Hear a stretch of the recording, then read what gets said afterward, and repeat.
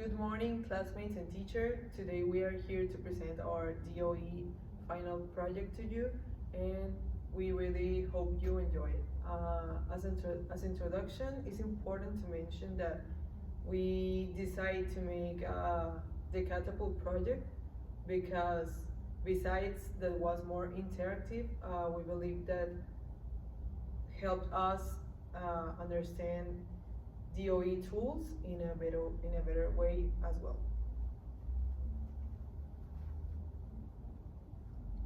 Here we can see the members of the team: Andrea Rocha, Sofía Estavillo, Sabrina Jimenez, Sergio de la Garza, and Raúl Luaban. The first point that has to be mentioned in this presentation is the general description of the project. In this project, the object of study was the catapult designed by the team, and as a second point, we have the objective that was the shooting of the different projectiles related to different factors that we established to make the experiment, such as rubber band, angle, operator, type of ball, and arm distance. And with all of this information, we have a goal that was achieve standard derivation less than 1. This was a very important step to follow because we avoid that the device moves. So we're going to continue placing the correct setup of factors for each treatment. We decided to make Taguchi L18 because we had 5 factors: 3 types of arm distances, 3 rubber bands, 3 angles, 3 operators, and 2 types of balls. Now we are going to start shooting. The operator is placed in the position ready to start shooting, perform shoots, and measure and obtain data. And this is going to repeat. Prepare setup for net treatment and perform shoots. We are going to continue with our iPod diagram.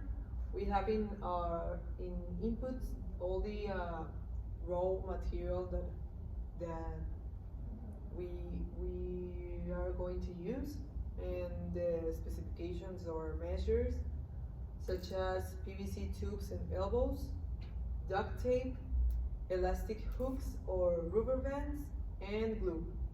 Then we have the process of the finished product, and final we have the outputs that we established that it has to be high durability, quality, and resistance catapult, and it has to be capable of making n or any number of shoots without issues. For the assembly of the catapult, we just needed some PVC and glue. Then we proceeded with the following steps. First, we cut the PVC material to meet quality specifications. Second, we had to assemble the swing arm by joining the elbow reducer and T-pipe. Third, we assembled the base joining the elbow and the T-pipe with the straight PVCs. Finally, we assembled the swinger to the base and the rubber band. Now we proceed with number 5, CPK before improvements. CPK stands for Process Capability and Performance. This represents the lowest value of the capability against the upper or lowest specification. As we can see, the lowest and highest is out of the bell, so our CPK is negative, minus 42, which is a logical result due to the different setups tried to start reaching the minimum lower spec limit. Why use Taguchi design? We chose 2 types of experiments at first, Taguchi and full factorial. As we knew we could only use one of them, we had to choose the one that was the best for the type of experiment and the requirements that we had assigned. So this is why we made an advantages and disadvantages table for each one of this. But we chose Taguchi at least because of the size of experiment standardized, because it's user-friendly and it's very straightforward and easy to apply. As we can see, we definitely had to choose Taguchi. Because of the type of experiment we were doing, we defined 5 factors with mixed levels from 2 to 3 and had little time to experiment. Also, we mentioned it's very user-friendly technique that everyone in the team knew how to use it and make statements. Here we have the design matrix. It's based for any DOE, which shows all the possible combinations, which we know them as treatments, for the selected factors. As we mentioned, we selected 5 factors. It is very useful and reduces the possibility of human errors. Here we have our matrix, and we chose Taguchi L18. We have 18 treatments, and this is the matrix that we use for our experiment, which we tried twice. So we made the run with the catapult twice, just because we needed at least 30 factors. The main effects plot for means. The best factor configuration seems to be for us the operator number 3, which was Andrea, and then the ping pong ball with the angle A, which was the 90 degrees, and also the rubber band, the red one. And for the height, we used the 16 inches. The best factor affect the most are the band type, angle, and the operator. And the best results for us are expected to be by these factors. And as you can see, for the mean, we took the highest values.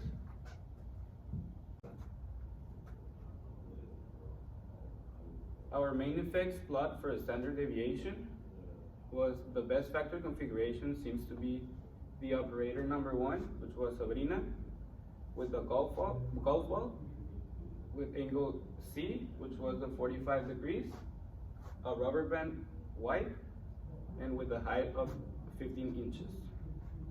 The factors that affect the most are the band type, angle, and height. And the best results are expected by these factors.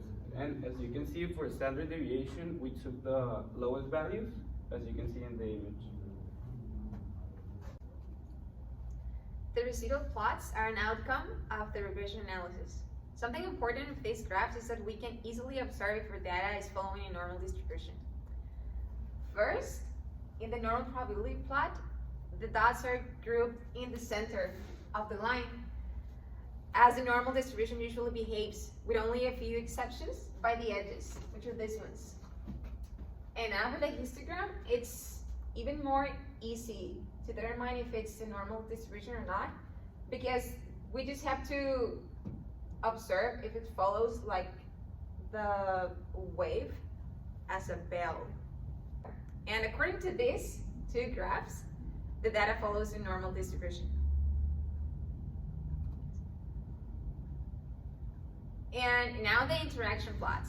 These ones show the relation between factors. Basically, if a factor changes behavior when combined with another factor. For example, the combination of ball and angle is this one right here. And we can observe that the lines are crossing with each other. This means there's a strong correlation between them. So when we combine a ball and an angle, we're gonna have like, together they're gonna change the distance more than with other factors. For example, the operator, which was a less strong interaction. And for the second example, we're gonna use the angle and the rubber band. For here, we can see that it's not strong, it's weak, because they're not crossing lines. The lines are not crossing, that shows that it's weak. And yeah, that's what we know from here. And these 3 graphs, they show the same interactions, but the difference is the referral they're taking.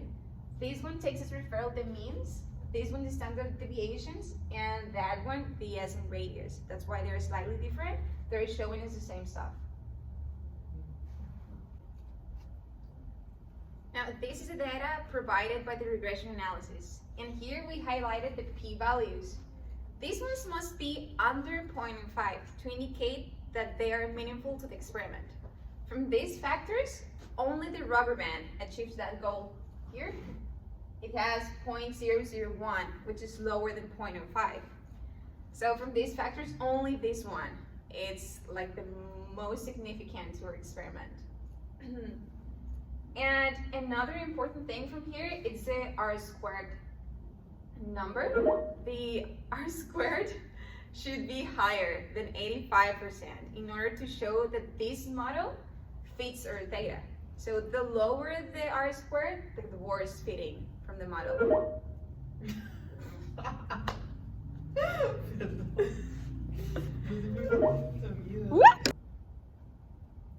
Now, this is the data provided by the regression analysis. Here we highlighted the p-values.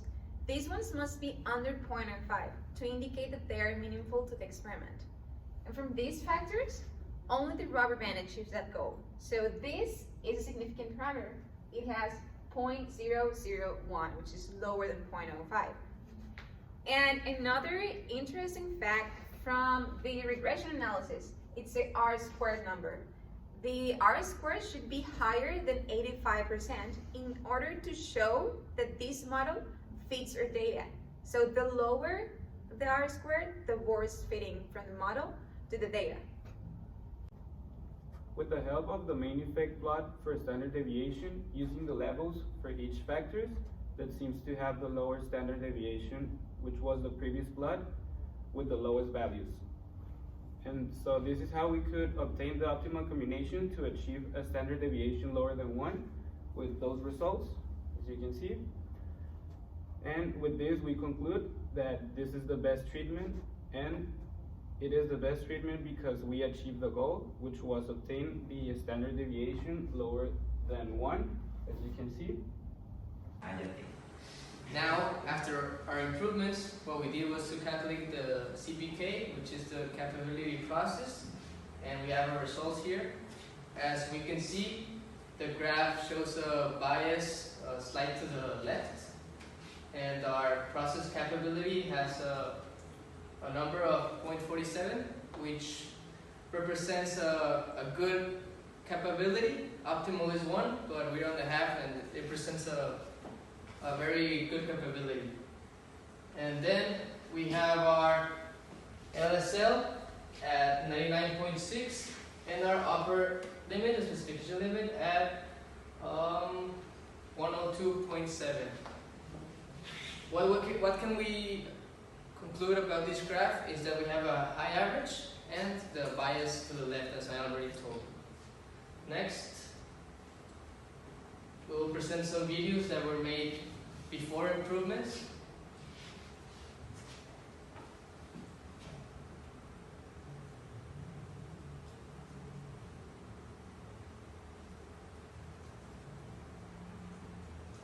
As you can see on the video, the setup that we used was operator 1, which is Sabrina Dantes. We used a ping pong ball and the height of 2, that was 15.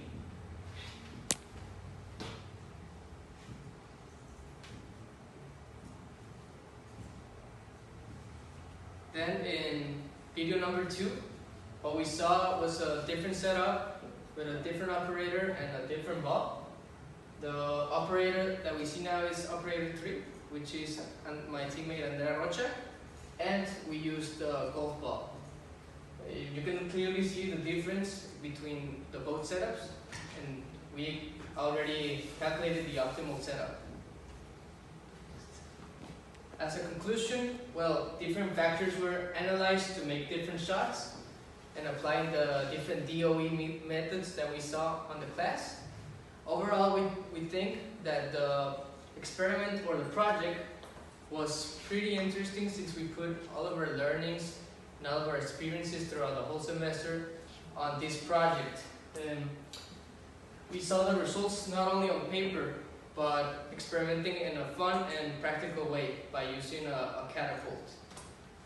What will this help us in the future? Well, DOE, it's a very strong tool that will help us to have better skills as an industrial engineer, and it will certainly improve our accuracy, and it'll help us conclude better when we make experiments in the industry process. Thank you, Professor, and I hope to keep applying these techniques on my job in future times.